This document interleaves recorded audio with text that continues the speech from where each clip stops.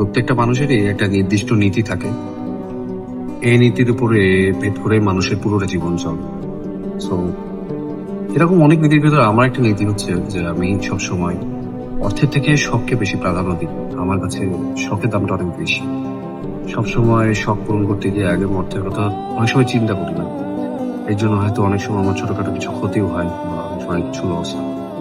But এটাকে আমি কখনো প্রাধান্য দিই না। কারণ শখ পূরণ করার সময় আমি যে তৃপ্তিটা আমি পাই, এই তৃপ্তিটার মূল্য আমার কাছে অনেক বেশি। শখ এই জন্যই পূরণ করা দরকার কারণ জীবনে একসময় সবকিছুই হয়ে ওঠে। কিন্তু একটা সময় আফসোস হয় যে জীবনে সবকিছু পূরণ হলেও শখটা কখনো অনেক শখ অপূরণীয় থেকে যায়। সেই সময় বা সেই জীবনে গিয়ে এই জিনিসটা অনেক বেশি পীড়া দেয়। So, এরকম কোনো কিছুর ভিতরে বা এমন কোনো আফসোস আমি জীবনে করতে চাই না।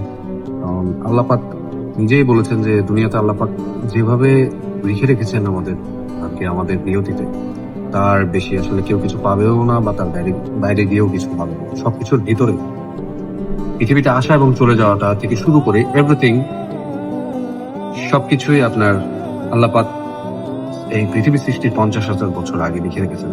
সো বেশি লাভ ক্ষতি চিন্তা করে জীবনটাকে সংকীর্ণ না করে আমার মনে হয় যে ছোটখাটো সবগুলো পূরণ করে জীবনে কিছু তৃপ্তি অন্তত মানুষের পাওয়া উচিত।